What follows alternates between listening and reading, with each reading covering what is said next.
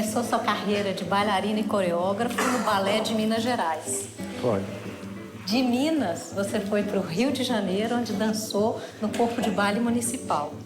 Sedento por aprender mais, foi para a Europa, onde dançou no Balé do Teatro de Geneve, depois na Ópera de Colônia, na Ópera de Frankfurt e 7 anos depois volta ao Brasil.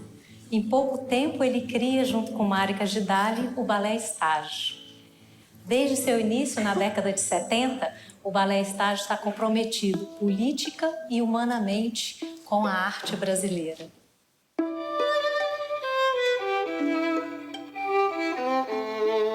Em 1951, em Belo Horizonte, mas quando eu tinha 17 anos. Quando eu apareci a primeira vez na sala de aula, o meu professor, o Carlos Leite, disse: "Nossa, rapaz, como você tem talento, tem de estudar a dança, né?" E junto com o Klaus Viana, em Belo Horizonte, que também era do Balé de Minas Gerais, a gente combinou de fazer um espetáculo de surpresa para o Carlos Leite.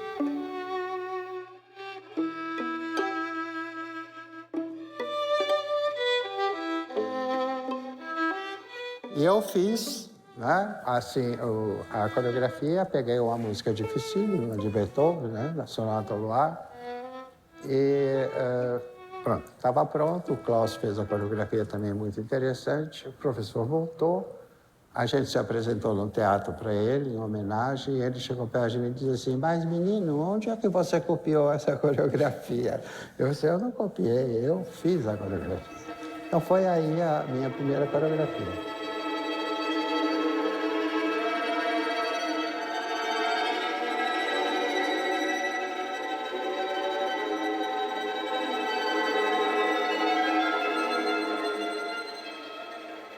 No segundo ano de estudo em Belo Horizonte, eu tirei o primeiro lugar nas provas de fim de ano e o Carlos Leite, como recompensa, me levou para o Rio de Janeiro para assistir um espetáculo de dança.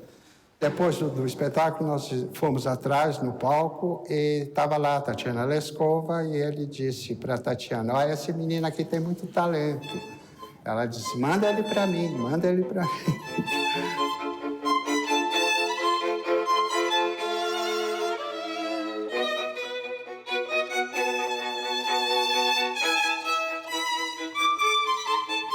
Aí passei para o Teatro Municipal do Rio de Janeiro, onde conheci a Marica em 1956, né? E a gente não se gostou muito, não, né? Eu olhei para ela e disse: "Ah, mas que bailarina estranha essa, né? Toda..."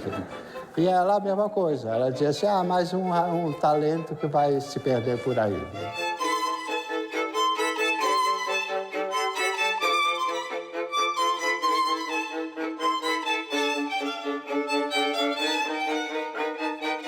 Dancei vários papéis importantes com a Tatiana, com a Berta Rosanova, com a Eleonora Oliosi, Romeu e Julieta, O Combate, de William Dollar, muita coisa boa.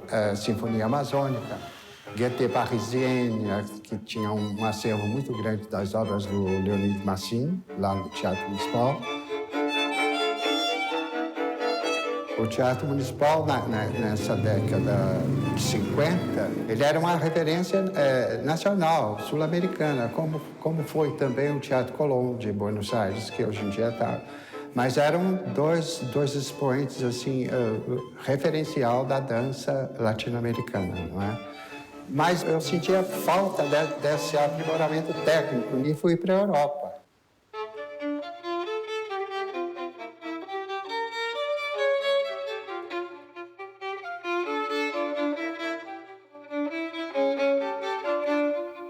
Estourou a Revolução aqui no Brasil, né? Em 64, eu me mantei, não de medo, mas porque o convite chegou naquela época.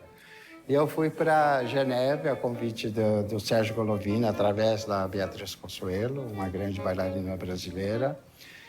Como eu queria realmente aprender mais do que eu já sabia aqui no Brasil, não fui assim pensando em fazer estrela, carreira de bailarino de estrela, mas fui mais para poder aprender. E fui para Geneve, fui lá para trás, na última fila, e aí devagarzinho trabalhei muito em Geneve.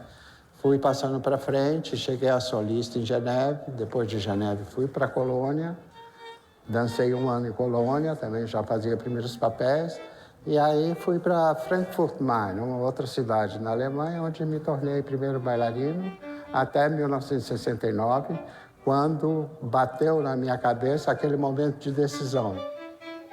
Mais tarde, depois que eu já aprendi bastante coisa, né, que eu já queimei a minha etapa, eu comecei a sentir um vazio muito grande pós-espetáculo. Porque aqui no Brasil é assim, você dança, aí vem o tio, vem o parente, vem o vizinho. Ah, que bom, que ruim, não gostei, etc. E lá não, você fechava a cortina, silêncio total, porque o público ia embora, né? Então essa coisa me perturbava muito. Eu falei assim, olha, eu acho que eu vou voltar para o Brasil.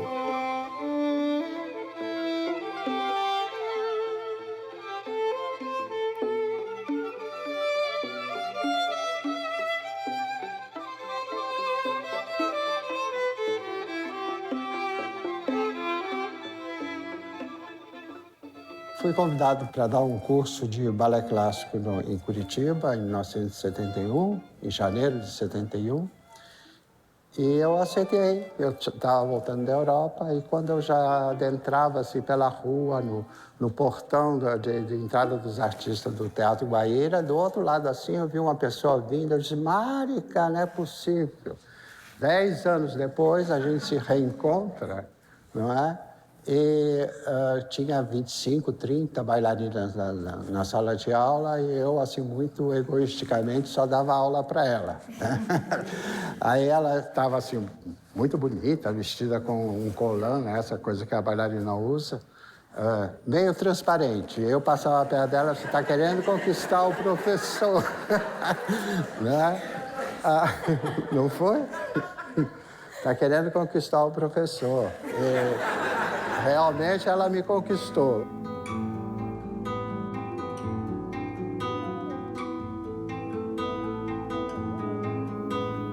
E a gente começou lá em Curitiba, no curso de férias, a trabalhar juntos. Né?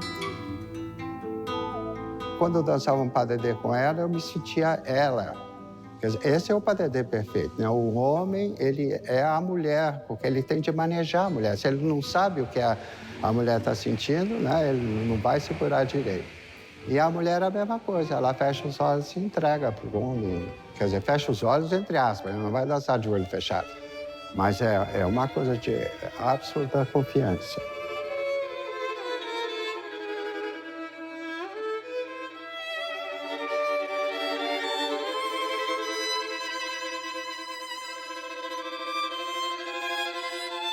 Logo depois, eu voltei para Belo Horizonte e recebi um convite da Marica, que tinha recebido uma proposta da TV Cultura, em 1971, para fazer uma série de 12 programas didáticos sobre dança e todos os seus estilos. Mas ela disse para o Cláudio Petralha, que era o diretor da TV naquela época, que ela só aceitaria o convite se me chamasse para ajudá-la a completar o programa, a dirigir, a organizar. E eu vim. Então, foi uma coisa muito interessante na época, esses programas, porque tinha o que havia de melhor, né, na dança de São Paulo.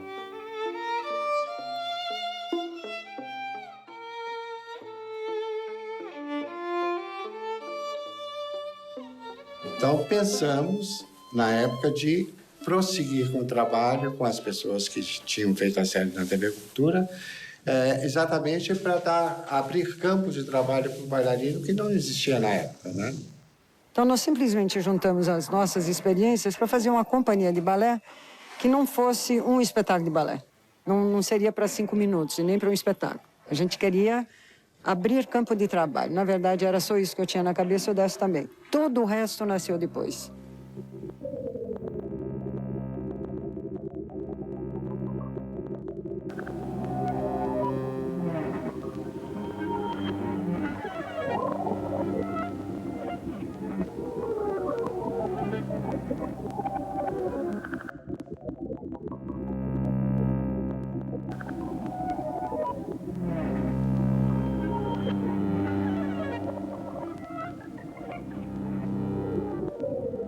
Então, nessa época, a gente conversando com o Paulo Outram, ele nos deu um conselho.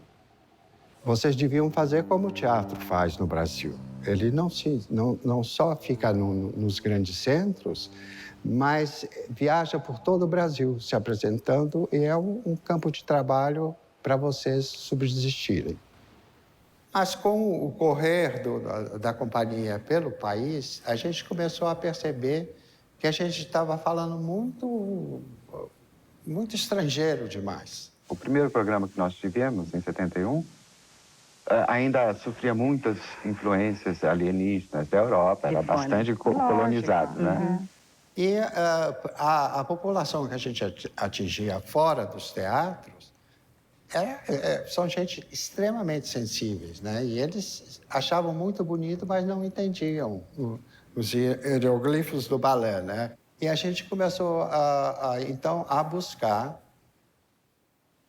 no gestual do povo, na literatura, no folclore, no cinema, no musical, na chanchada brasileira. Tudo isso foi inspiração para o estágio aprender a dançar mais em português.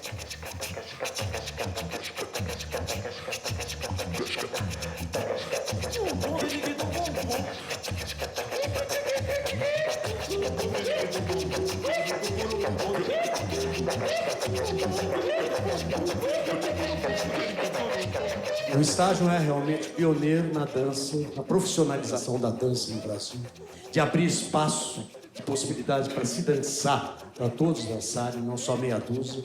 Ele coloca a voz brasileira no palco.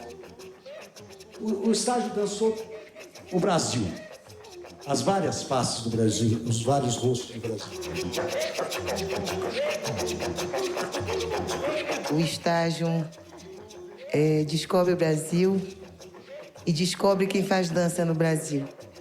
Sim, mas o estágio muda a dança e muda a dança como e por que ele muda a dança. Porque por causa de todas essas temáticas, das nossas mazelas, das nossas inquietudes, musicalmente também, nós, plateia, nos identificamos com o que está acontecendo no palco, com a dança do palco. E é aí que nós falamos de dança brasileira.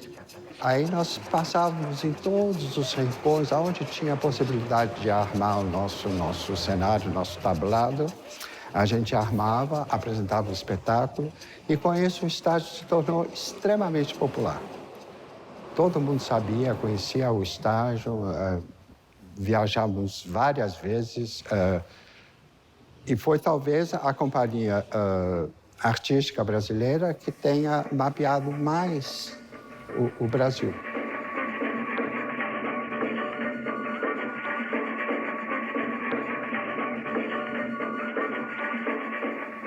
Teve um momento marcante onde vocês dançaram sobre um barco, viajando, né? Conta um pouco dessa temporada. Isso foi em 1974. O Pascoal Carlos Magno, em 74, convidou o estágio, que já tinha 3 anos de experiência de viagem, para fazer a Barca da Cultura no Rio São Francisco, em 74. Veja que loucura é essa. E ele disse, olha, vão ser 150 artistas, né, nessa barca, apresentando para uma população, talvez o segmento mais pobre que existia na época no Brasil. E a gente descia da barca e ia se apresentar nas praças ou qualquer espaço que fosse disponível. Mas começou a dar problema porque, em geral, os lugarejos não tinham eletricidade. Então, não dava como tocar, botar a fita. Aí, Márica teve uma ideia e falou com o Pascoal que era para construir um tablado em cima da barca, bem em cima da barca. E foi feito isso, se construiu um tablado e a barca chegava, uma navegação muito precária, e ela chegava do jeito que ela encostava, ficava ou assim ou assim. Então, quando se encostava assim, a gente tinha de dançar para trás, assim, tinha de esticar.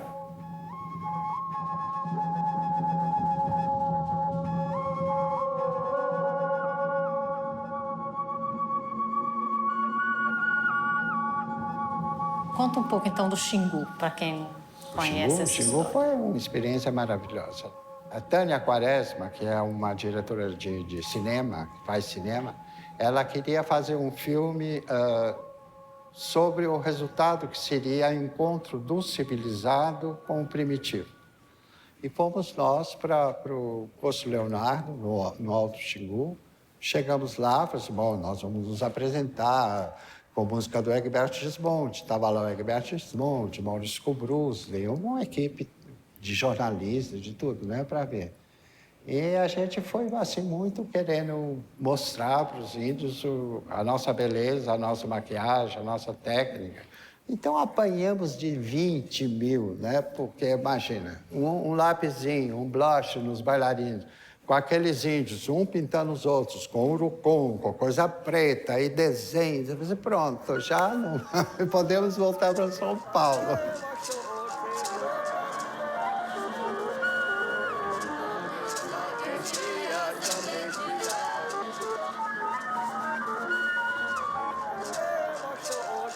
Ficamos uma semana no Xingu, aí nós começamos a perceber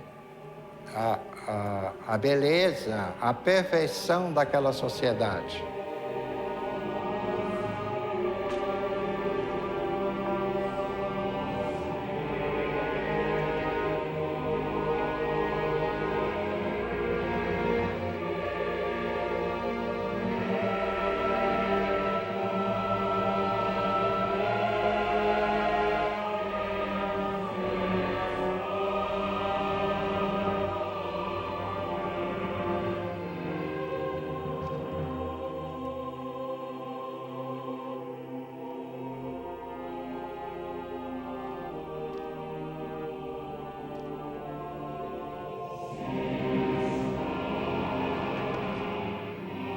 Antes, no começo do ano, eu tinha feito Guarupi, ou a questão do índio.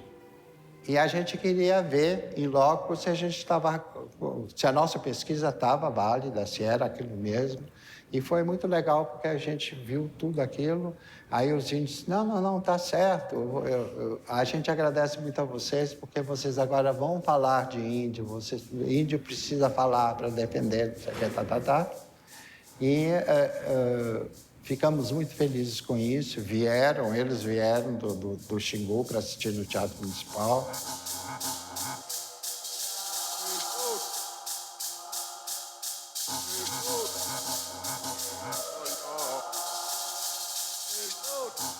Isso mexeu muito com a sensibilidade da Mari, que é a minha sensibilidade, e a gente resolveu, depois da Barca do São Francisco e depois da apresentação no Xingu, de passar a não querer mais se exibir no palco e sim dialogar com as pessoas. Não é? Então, foi uma mudança radical, né, que naturalmente influenciou em todas as nossas criações futuras, né, depois dessas experiências. Então, eu acho que o estágio também foi muito importante, e é ainda importante, no sentido de que ele ajudou as pessoas a enxergar que a arte da dança era possível fazer aqui no país. A dança no nosso país, né, qualquer tipo de grupo, de companhia, é 10 vezes mais criativa do que qualquer um da Europa ou dos Estados Unidos, porque eles têm a facilidade. Nós não temos e temos de usar a cabeça para criar alguma coisa respeitável e boa.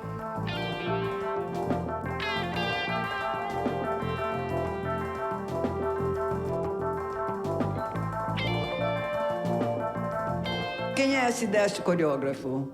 Que tipo de coreografia é? Com que coragem que ele faz as coisas mais simples e mais belas dentro dessa terra onde todo mundo procura técnica, aquela coisa errada toda. E quando começa a criar, ele se fecha num quarto e lá fica. Para desvendar aquilo depois, aí eu sei que é um trabalho enorme. Mas o tempo de criação dele é uma coisa muito só.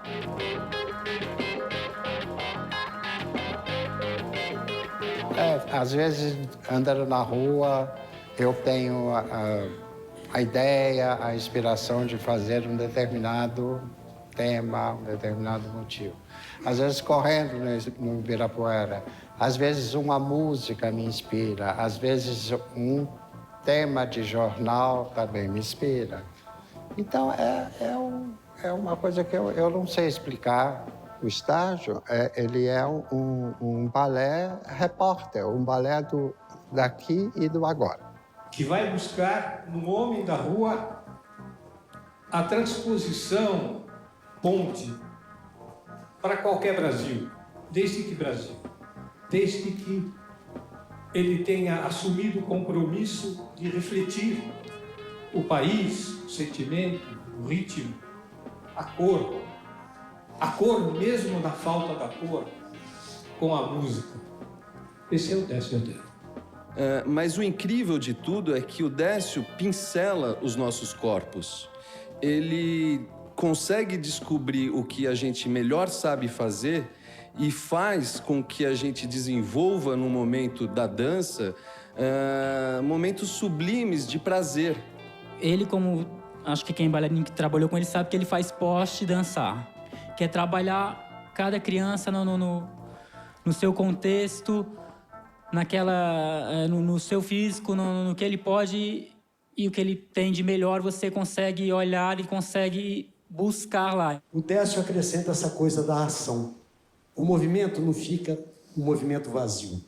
O movimento vem impregnado de ação e de ação dramática.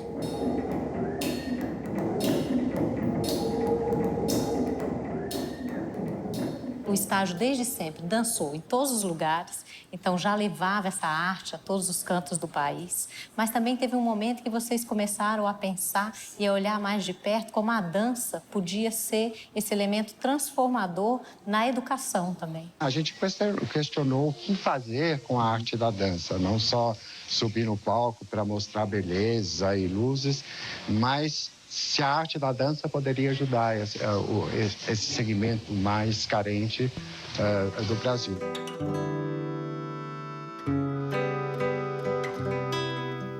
A marca foi convidada pelo, então, governador de São Paulo, Mário Covas, para trabalhar nas unidades da FEBEM, de São Paulo, para dar aula. Então, ela escolheu street dance, capoeira, essas coisas, uma coisa que estava mais perto dos jovens infratores das FEBEMs, mas uma coisa que parava ali mesmo, por si só. Né? Ela não era uma coisa que tinha um futuro, que desenvolvia, porque a criança saía ou continuava presa. Então, como no Xingu e como na Barra da Cultura, tivemos uma clarevidência de dizer assim, vamos fazer um projeto para as crianças, para prevenir. Né? E foi assim, nesse embrião, que surgiu realmente o Projeto Joaninha. Todos nós temos direitos, uns menos, outros mais. Mas existem alguns direitos chamados fundamentais. Direito fundamental é o direito de nascer, o direito de mamar, o direito de crescer. O bailarino que sai do Projeto Joaninha, você não precisa nem fazer laboratório com ele, porque ele já sabe tudo. Como trabalhar, como montar o tapete, como carregar, como tudo isso. O que se torna importante, porque quando o bailarino que sabe a dificuldade de se montar um espetáculo nesse país sobe em cena, ele não sobe só para se exibir, não.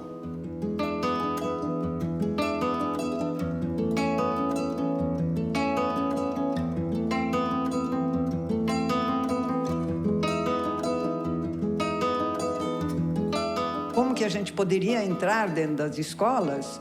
Nós criamos o professor criativo. E o professor criativo nada mais é do que o desbloqueio da criatividade através da consciência corporal.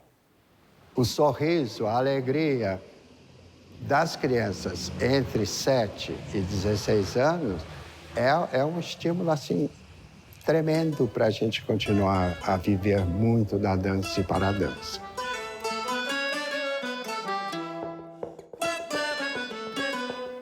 Vocês têm muitos filhos, são uma família muito grande, unida através do movimento que vocês criaram ao redor do balé estágio, com o balé estágio, pelo balé estágio, pela dança. Talvez a gente dance muito em casa e vive muito no palco. foi a forma que a gente achou de ter uma vida familiar gostosa. A gente traz a arte para casa e da casa para o palco. Então é uma simbiose perfeita, não tem problema. Essa divisão de proscênio, né, de cortina de ferro, não existe. Eu acho que é uma coisa só. Você dança na cozinha, você dança varrendo, você dança capinando o quintal, você dança no palco. Então eu acho que isso é muito importante. Nada é empecilho, nada foi obstáculo. Todos foram transponíveis e continuam a ser transponíveis.